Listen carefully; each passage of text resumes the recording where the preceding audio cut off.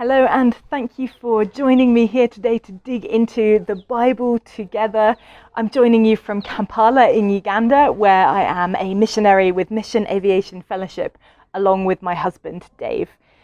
So while Dave was away in Kenya last week doing a little bit of work there, I enjoyed spending a little bit of time with a couple of friends, and over pizza we ended up putting the world to rights, chatting about all sorts of different things. But one topic that we ended up on was about what we tend to think of ourselves.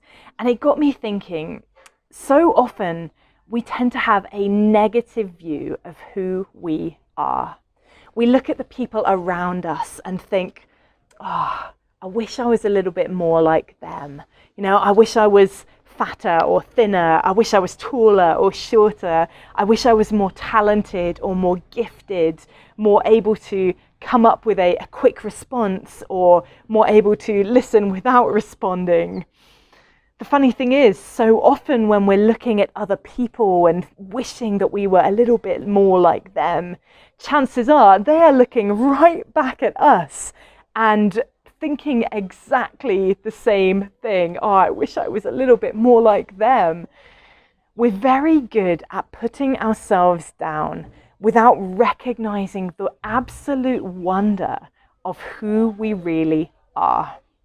And yet there is something incredibly powerful in coming to realize who we actually are. When we stop comparing ourselves to other people, when we realize that God in fact wanted us to be the very way that we are, it removes so much pressure from us to try to change, to try to act in a different way, to try to be something that we were never, ever, ever meant to be. And I don't mean that we can't make improvements to ourselves. Of course we can. We can learn new things. We can educate ourselves. We can train ourselves up in our areas of expertise. We can practice a new skill. We can get in shape. We can exercise and eat healthily to look after our bodies so that they are fit and able to do the things that we can do. But none of that changes the fundamental reality of who we are. I love the way that the New Living Translation of the Bible puts a verse in Ecclesiastes. It's Ecclesiastes 6 and verse 10. It says, "Everything has already been decided. It was known long ago what each person would be. So there is no use arguing with God about your destiny." You are uniquely created for a unique purpose. God has always known what you would be. And that's you personally, not like you collectively, like humanity. It's you individually. God knows who you are. God has made you to be the person that you are. And there is amazing joy and peace in that realization.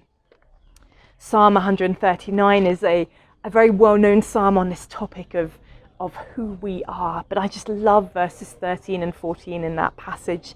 It says, "For you created my inmost being. You knit me together in my mother's womb. I praise you because I am fearfully and wonderfully made. Your works are wonderful. I know that full well." I love this statement by David, the author of this psalm. He says, "You created me. I am wonderfully made. I am perfectly crafted. I am intricately designed." He goes on, he says, "Your works," right, that includes me. I am one of your created works. "They are wonderful. Your works are wonderful. I know that full well." Effectively, I know that I am wonderful. So it is okay to look at yourself and to recognize that you are wonderfully made. This isn't about being arrogant, how good am I? It's about recognizing the good that is in you, recognizing the God that is in you, recognizing the gifts and the talents that God put there that God put in you, that same God who knew long ago who you would be, what you would have the capacity to achieve in your life. It is okay to look at your talents and say, yes, those are good things, and I thank God for them. How much more could we achieve?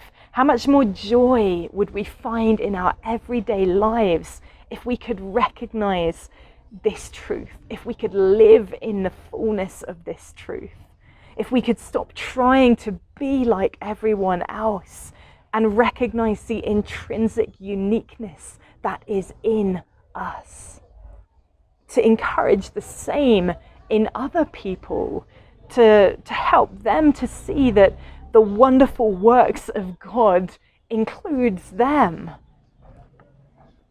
Before I formed you in the womb, I knew you, said God in Jeremiah chapter 1 and verse 5. God has given each of you a gift from his great variety of spiritual gifts, says 1 Peter chapter 4 verse 10. We are his workmanship, says Ephesians 2 and verse 10.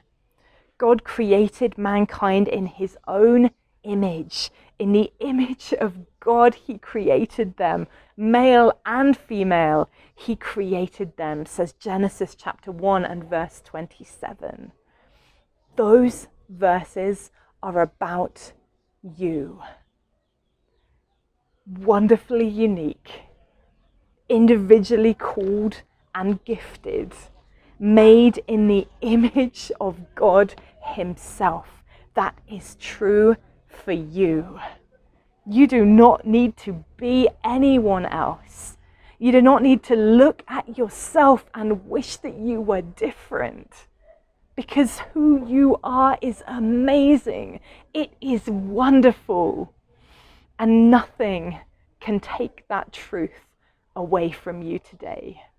You are fearfully and wonderfully made. It was known long ago by God who you could be. Just step into that today. Recognize the awesomeness that is you, because you were crafted by God. Thank you so much for joining me here today. I have new videos every Monday and every Friday, so join me on Friday for the next one. I'll see you then.